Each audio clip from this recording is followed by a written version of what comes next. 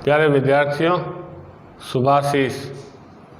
आज हम उपसर्ग के पश्चात प्रत्यय पर अति महत्वपूर्ण चर्चा करने जा रहे हैं। चूँकि कल हमने समझा था शब्द निर्माण की 4 प्रक्रियाएं होती हैं। प्रथम संधि, द्वितीय समास, तृतीय उपसर्ग और चतुर्थ प्रत्यय। प्रत्यय की जहाँ तक परिभाषा का सवाल है, हम भलीभांति जानते हैं कि वे शब्दांश जो शब्द के अंत में लगकर उसके मूल अर्थ में परिवर्तन ला दे, वो प्रत्यय कहलाते हैं। प्रत्यय 2 प्रकार के होते हैं, कृत प्रत्यय और तद्धित प्रत्यय। आज की कक्षा में हम बेहद महत्वपूर्ण प्रत्ययों पर चर्चा करने जा रहे हैं, जिसको लेकर के विद्यार्थी काफ़ी संशय में, भ्रांति में और गलतफहमी में रहता है। आज उन तमाम गलतफहमियों के कोहरे को हम दूर करने का प्रयास करेंगे। सबसे पहला प्रत्यय जो है वो एक प्रत्यय पर हम बात करने जा रहे हैं। एक प्रत्यय समस्त प्रत्ययों का सबसे बड़ा स्वरूप है। सबसे ज़्यादा उदाहरण अगर किसी प्रत्यय में देखने को मिलते हैं तो एक प्रत्यय के हैं। एक प्रत्यय को समझने के लिए हमें 3 सूत्रात्मक पहलुओं पर बात करनी पड़ेगी। पहला, दूसरा और तीसरा। ये 3 सूत्र अगर हम ढंग से समझ लेते हैं तो इसके आधार पर हम शब्द शुद्धि में भी काफ़ी महारत हासिल कर सकते हैं। शब्द शुद्धता की कसौटी में भी हमारा अध्ययन अत्यंत खरा उतर सकता है। तो प्रत्यय के लिहाज से तो ये सूत्र काम के हैं ही, साथ ही शब्द शुद्धि में भी बड़ी अहम भूमिका निभाते हैं। तो आइए एक प्रत्यय को लेकर के आज हम आपसे 3 सूत्रों पर बात करने जा रहे हैं। पहला सूत्र हम देख रहे हैं कि शब्दारंभ में, मतलब शब्द के प्रारंभ में अगर अ की ध्वनि आ रही है तो अ को हम आ में बदल देंगे और एक प्रत्यय का प्रयोग करेंगे। उदाहरण के तौर पर हम देख रहे हैं समाज। तो शब्द के आरंभ में जो स है उसमें अ की ध्वनि आ रही है, तो उस अ को यहाँ पर हम आ में बदला, स के आ की मात्रा लग गई, और जो अंतिम वर्ण है ज, उस पर ई की मात्रा लग करके और क का प्रयोग हो जाएगा। इस प्रकार से समाज में एक प्रत्यय हमने लगाया तो नया शब्द बन करके सामने आया सामाजिक। स सा में बदल गया और ज के छोटी की मात्रा लग गई तथा क हमने ज्यों का त्यों रख दिया। इसी तरह से दूसरा उदाहरण है व्यवहार। व्यवहार में हम देखते हैं कि वह आधा है। हिंदी में आधे वर्ण की कोई उपादेयता नहीं, कोई महत्ता नहीं होती है, इसलिए प्रथमाक्षर जो है वो य माना जाएगा। तो य में अ की ध्वनि आ रही है, नियम के अनुसार य के आ की मात्रा लगेगी, क्योंकि नियम यही कहता है कि शब्द के आरंभ में अगर अ की ध्वनि आ रही है तो एक प्रत्यय लगाने से पूर्व उसको आ में परिवर्तित करना जरूरी है। तो यहाँ पर हमने य को या में बदल दिया और अंतिम अक्षर र है तो उस पर ई की मात्रा लग करके साथ में क लगा दिया। तो व्यवहार में एक प्रत्यय लगने से व्यावहारिक बना। कई विद्यार्थी इसको व्यवहारिक लिख देते हैं, व्यावसायिक लिख देते हैं। तो व्यवसाय में जैसे एक प्रत्यय लगाएंगे तो व्यावसायिक, और व्यवहार में एक लगाया तो शब्द बना व्यावहारिक।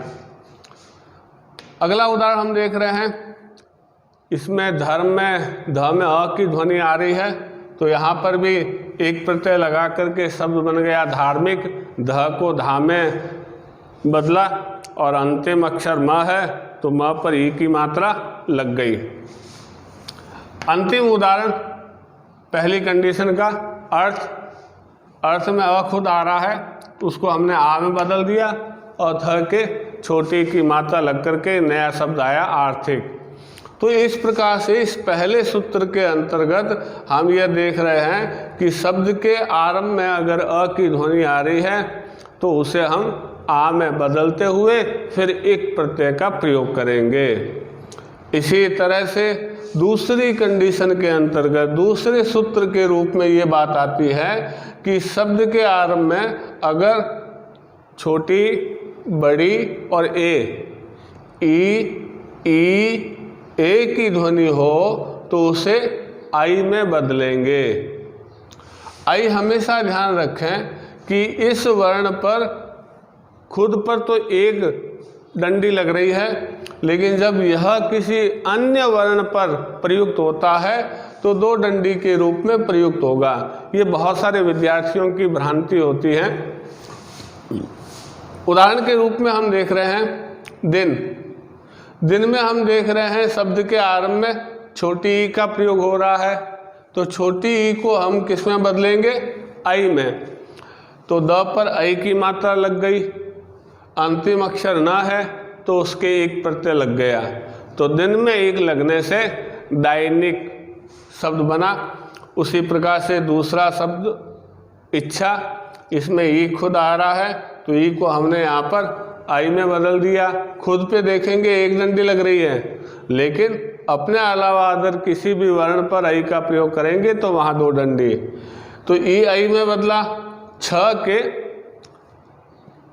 ई का प्रयोग किया गया तो इच्छा से बना ऐच्छिक।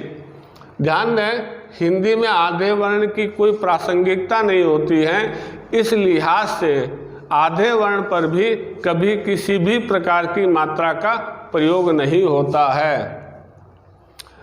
तीसरा उदाहरण हम देख रहे हैं नीति। अब नीति में न के बड़ी ई की मात्रा का प्रयोग हो रहा है, तो यहाँ पर उसको आई में बदलेंगे तो नई में बदल गया, और ऑलरेडी ई लगा हुआ ही है इसलिए क का प्रयोग करना है, तो नीति में एक लगने से नैतिक शब्द का निर्माण हुआ। फिर अगला उदाहरण जीव। जीव में भी हम देख रहे हैं कि बड़ी ई की मात्रा का प्रयोग हुआ है, तो उसको हम आई में बदला, जय, व के छोटी की मात्रा और क, तो जीव में एक लगने से जैविक बन गया। उसी प्रकार वेद में एक लगने से वैदिक बन गया। एक ही मात्रा आ रही है, एक ही मात्रा हो, एक ही ध्वनि हो तो उसे आई में बदलेंगे, तो वे को वै में बदल दिया, अंतिम अक्षर पर एक लग गया, तो वेद का वैदिक। उसी प्रकार देह, यहाँ पर भी हम देख रहे हैं शब्द के आरंभ में एक ही ध्वनि का प्रयोग हो रहा है, एक ही मात्रा का प्रयोग हो रहा है, तो उसे हम आई में बदलेंगे, देह से दैहिक बन गया। तो इस प्रकार से छोटी, बड़ी और ए, इन तीनों को हम आई में बदलेंगे। इस प्रत्यय की अंतिम जो कंडीशन है उसको देखते हैं कि शब्दारंभ में अगर ओ की ध्वनि हो तो उसे औ में बदलेंगे। अब यहाँ पर हम देखेंगे प्रथम उदाहरण के रूप में उपचार। प्रिय विद्यार्थियों, उपचार शब्द के प्रारंभ में हम देख रहे हैं कि ऊ का प्रयोग हो रहा है, उस ऊ को हम औ में परिवर्तित करेंगे। तत्पश्चात जो अंतिम अक्षर है उस पर एक प्रत्यय का प्रयोग होगा। तो इस तरह से उपचार में एक प्रत्यय लगने से जो नया शब्द बनकर हमारे सामने आता है वह है औपचारिक। उद्योग, यहाँ ऊ औ में बदला, जो ऐजित हो जाएगा, ग के एक का प्रयोग हो गया, तो उद्योग में एक लगने से औद्योगिक शब्द का निर्माण हुआ। उसी तरीके से अगला है बड़ा ऊ आने पर, तो हम देखेंगे भूत में बड़ा ऊ है तो ऊ औ में बदल गया, भाव, और अंतिम अक्षर पर एक लग करके शब्द बना भौतिक। एक और उदाहरण बड़ा ऊ का, मूल, शब्द के प्रारंभ में बड़ा ऊ आ रहा है तो उसे भी हमने औ में बदला, और अंतिम अक्षर पर एक का प्रयोग करते हुए शब्द की संरचना होती है मौलिक। उसी प्रकार तीसरे नियम के अंतिम जो वर्ण है ओ आता है तो उसके स्थान पर हमें औ का प्रयोग करना है। योग शब्द के आरंभ में आप देख रहे हैं कि ओ की ध्वनि, ओ की मात्रा लगी हुई है, उस ओ को हमने औ में यहाँ पर परिवर्तित कर दिया। अंतिम वर्ण पर एक का प्रयोग करते हुए शब्द बना यौगिक। लोक शब्द में हम देखेंगे शब्द के प्रारंभ में ओ की मात्रा का प्रयोग हुआ है, इसमें एक प्रत्यय करेंगे तो ओ यहाँ पर औ में बदल गया और अंतिम वर्ण पर एक का प्रयोग करते हुए लौकिक शब्द बना। तो ये तीन नियम जो है इसमें बहुत सारे उदाहरण हैं, बहुत सारे। आवश्यकता है कि इन तीन सूत्रों को समझने के पश्चात इस प्रकार की और एक्सरसाइज आप अपने हाथ से निकालें, तब कहीं जाकर के ये एक प्रत्यय आपके दिलो दिमाग में स्थापित होगा और एक प्रत्यय की स्थापना के साथ ही शुद्धिकरण का भी आगाज होगा और शब्दों को शुद्धतम तरीके से लिखने का आत्मविश्वास भरपूर मात्रा में आपके मन में उत्पन्न होगा। दूसरा प्रत्यय सबसे महत्वपूर्ण प्रत्यय है। पुस्तकों में यह प्रत्यय लेकर के उसके बहुत सारे उदाहरण दे दिए गए हैं, लेकिन यह बतलाने की कोशिश नहीं की कि ये किस प्रकार से और कैसे। यह प्रत्यय में हम देखेंगे कि उपर्युक्त तीनों शर्तें यथावत, ये तीनों शर्तें इस नियम में ज्यों की त्यों लागू रहेगी। तीनों शर्तों से तात्पर्य कि शब्द के प्रारंभ में अगर अ आ रहा है तो उसको आ में बदलेंगे, शब्द के प्रारंभ में अगर छोटी, बड़ी और ए आ रहा है तो उसे आई में बदलेंगे, और तीसरी कंडीशन छोटा ऊ, बड़ा ऊ और ओ आ रहा है तो उसको हम औ में बदलेंगे। ये कंडीशन इस यह प्रत्यय में भी लागू होती हैं। लेकिन इसके साथ ही एक शर्त और आती है इसमें यह प्रत्यय के अंतर्गत कि अंतिम अक्षर जो भी होगा, चाहे मात्रा लगी है चाहे न लगी है, किसी भी प्रकार का अंतिम अक्षर आप देखेंगे उसको हम आधा कर देंगे और आधा करने के पश्चात फिर हम यह प्रत्यय का प्रयोग करेंगे। कुछ उदाहरण तीनों शर्तों को ध्यान में रखते हुए, पहली शर्त अ को लेकर के है तो हम यहाँ देखेंगे साहित्य में स में अ की ध्वनि आ रही है, उस स को हमने किस में बदला, सा में। ही एज इट, अंतिम अक्षर जो है वो आधा होगा तो त को हमने आधा कर दिया और यह प्रत्यय का प्रयोग हो गया। इस प्रकार से सहित शब्द में यह प्रत्यय का प्रवेश करने से, यह प्रत्यय का प्रयोग करने से साहित्य शब्द निर्मित होता है। सहचर, यहाँ पर भी हम देख रहे हैं शब्द के प्रारंभ में अ की ध्वनि आ रही है तो अ को हमने आ में बदल दिया। बीच वाला जो मैटर है वो ज्यों का त्यों आएगा, अंतिम अक्षर आधा होगा। अंतिम अक्षर र है तो र आधा होता है तो वो शब्द के ऊपर चला जाता है, तो यह लग करके उसमें र ऊपर लगा दिया गया। तो सहचर में यह प्रत्यय लगने से साहचर्य शब्द निर्मित हुआ। उसी प्रकार एक अन्य उदाहरण के अंतर्गत कवि में हम देखेंगे क में अ की ध्वनि आ रही है तो उसको का में बदला। अंतिम अक्षर वी है तो उसको आधा करना है, मात्रा हो न हो जैसा भी हो उस अक्षर को हम आधा करेंगे तो आधा हो गया और फिर यह प्रत्यय का प्रयोग किया। इस प्रकार कवि में यह प्रत्यय लगने से वो काव्य बन गया। अंतिम उदाहरण प्रथम कंडीशन के रूप में अदिति, अ आ रहा है उसको हमने आ में बदल दिया, दी एज इट आ गया। अंतिम अक्षर ती है, इस ती को हमने आधा कर दिया त में और य का प्रयोग कर दिया, तो अदिति में यह प्रत्यय का प्रयोग करने से वह आदित्य शब्द के रूप में हमारे सामने दृष्टिगत होता है। दूसरी कंडीशन आप जानते हैं कि छोटी, बड़ी और ए हो तो आई में बदलेगा। उसको लेकर के यह प्रत्यय में कुछ और उदाहरण समझते हैं। जैसे निराशा शब्द है, तो प्रिय विद्यार्थियों, हम देख रहे हैं कि शब्द के प्रारंभ में ई का प्रयोग हो रहा है। इस ई को हमने यहाँ पर आई में बदला और अंतिम अक्षर सा है, इस सा को हमने नियम के अंतर्गत आधा कर दिया और यह प्रत्यय का प्रयोग हुआ। तो निराशा में यह प्रत्यय का प्रयोग करने से जो शब्द बना वह कहलाया नैराश्य। उसी प्रकार ये उदाहरण बहुत महत्वपूर्ण है। बहुत सारी प्रतियोगी परीक्षाओं में इस शब्द को लेकर के प्रश्न पूछे जा चुके हैं। विधवा, हम देख रहे हैं शब्द के प्रारंभ में छोटी ई की मात्रा का प्रयोग हो रहा है। वी को हमने नियम के अनुसार वही में बदला, बीच वाला अक्षर ज्यों का त्यों आ गया, अंतिम अक्षर आधा होगा, अंतिम अक्षर है वाह को हमने आधे व में परिवर्तित किया और यह प्रत्यय लगाया। इस प्रकार विधवा शब्द में यह प्रत्यय लगने से वैधव्य शब्द निर्मित होता है।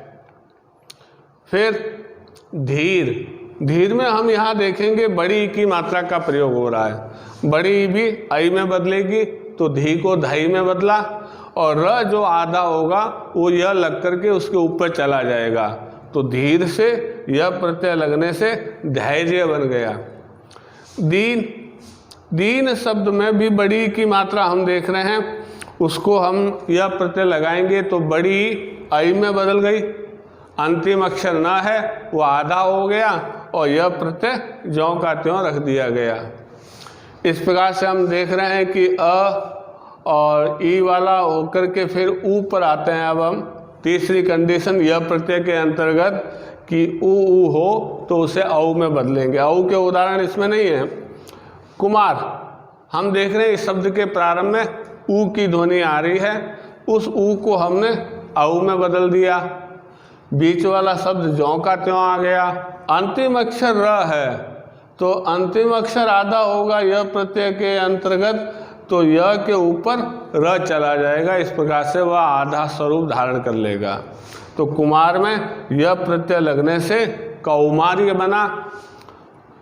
सुंदर में भी हम देख रहे हैं कि ऊ आ रहा है, उस ऊ को हमने औ में बदल दिया। बीच वाला शब्द जो है वो ज्यों का त्यों आ गया। अंतिम अक्षर यहाँ भी र है, इस र को हम आधा कर देंगे तो वो यह के ऊपर चला जाएगा। सुजन, सु को हमने औ में बदला, सौजन्य, अंतिम अक्षर न है, न आधा हो गया। बड़ा ऊ का उदाहरण अगर देखना चाहें हम, जैसे सूर है, बड़ा ऊ आ गया तो सु को हम बदलेंगे औ में तो सौ बन गया।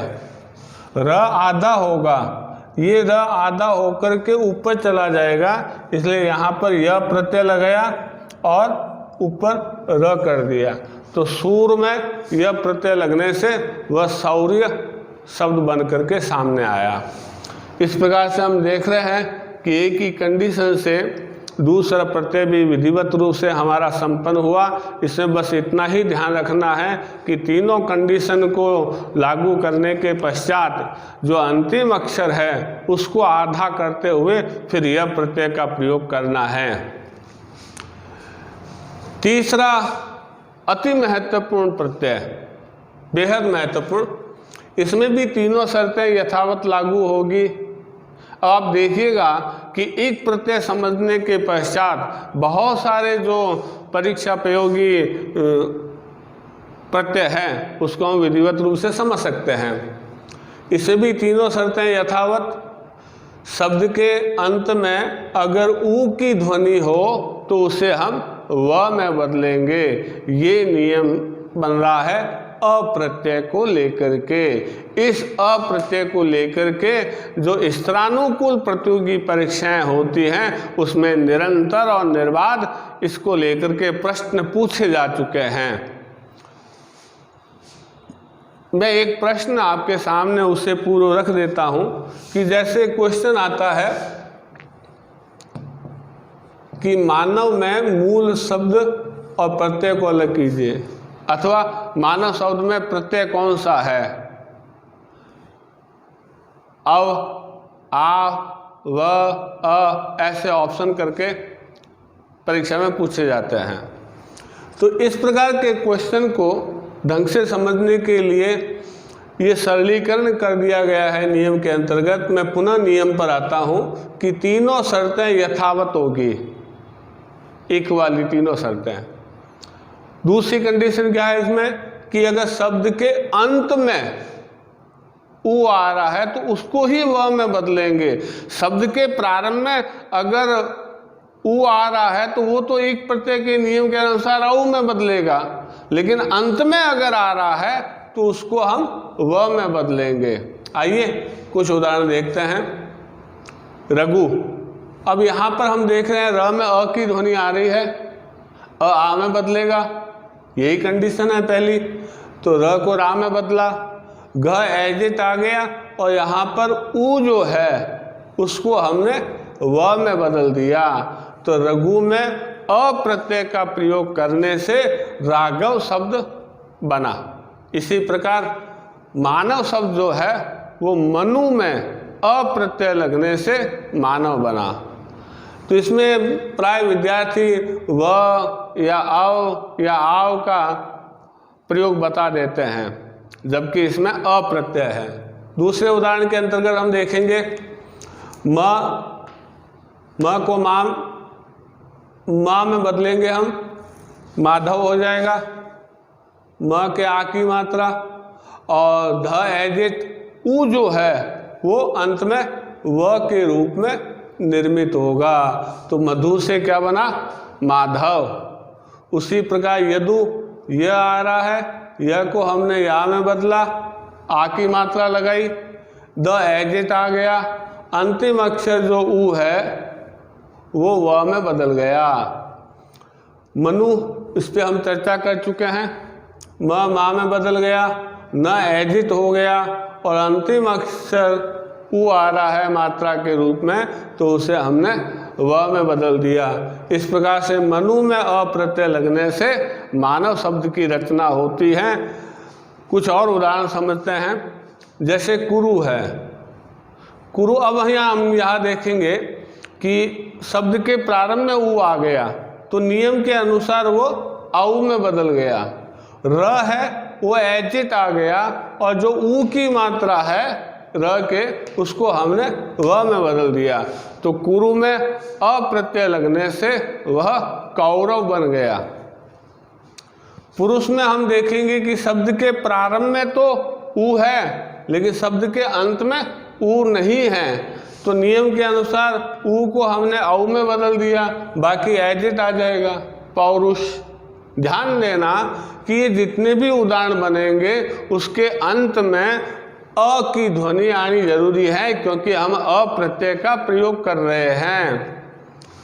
मुनि, शब्द के प्रारंभ में उ आ रहा है तो नियम के अनुसार उसके औ में बदला। अब चूंकि यहाँ न के ई की मात्रा का प्रयोग हो रहा है और हम प्रत्यय का प्रयोग कर रहे हैं अ, तो अंत में अ की ध्वनि आनी जरूरी है, इसलिए ई की मात्रा को डिलीट कर देंगे। तो मुनि में अ प्रत्यय लगने से वह मौन बना। अगला उदाहरण है जिन। छोटी आ गई, छोटी हमेशा आई में बदलेगी नियम के अनुसार, तो जिन जय बन गया और न एजिट आ गया, चूंकि न में अ की ध्वनि आ रही है उसे ज्यों का त्यों ही रखा जाएगा।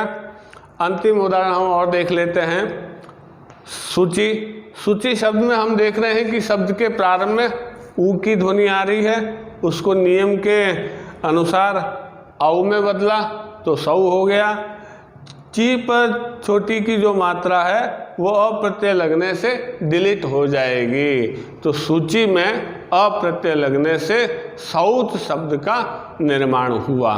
वैसे तो प्रत्यय बहुत लंबा और विस्तृत क्षेत्र है, लेकिन परीक्षा में इन प्रत्ययों को लेकर के परीक्षा में बहुतायत रूप से प्रश्न पूछे जाते रहे हैं। बाकी प्रत्यय अभ्यास पर निर्भर है। आपका शब्दकोश जितना समृद्ध और संपन्न होगा उन शब्दों के आप और अधिक उदाहरण बना सकते हैं, लेकिन जहाँ तक समझने का सवाल है, विद्यार्थियों की उलझन का सवाल है, ये 3 प्रत्यय बड़े गंभीर प्रत्यय माने जाते हैं। अगर ये 3 प्रत्यय हमारे समझ में आ गए हैं तो ये मान के चलिएगा कि प्रत्यय में आपने बहुत हद तक महारत हासिल कर ली है। और आपको विश्वास दिलाते हैं कि हमारा प्रत्येक कदम यही रहेगा कि हिंदी व्याकरण में सने सने आप महारत हासिल करते जाएं। और चूंकि हर टॉपिक के साथ में हम कुछ एक्सरसाइज के PDF भी आपके लिए दे रहे हैं, तो आप उसी शिद्दत और मनोयोग के साथ उसको हल करने का प्रयास कीजिएगा। इसी उम्मीद और आशा के साथ कि इस चैनल्स को आप अपने साथियों और रिश्तेदारों को परिचित करवाते हुए उनको मोटिवेट करें, ताकि वे लाइक, शेयर और सब्सक्राइब करें, ताकि हमारे उत्साह को और पंख लगें तथा हम आपके हितार्थ कुछ हमेशा नई बातें लेकर कुछ सरल बातों के साथ में व्याकरण के रूप में आपके सामने हाजिर हो। इन्हीं तमाम बातों के साथ हम आज की कक्षा को यहीं विराम देते हैं।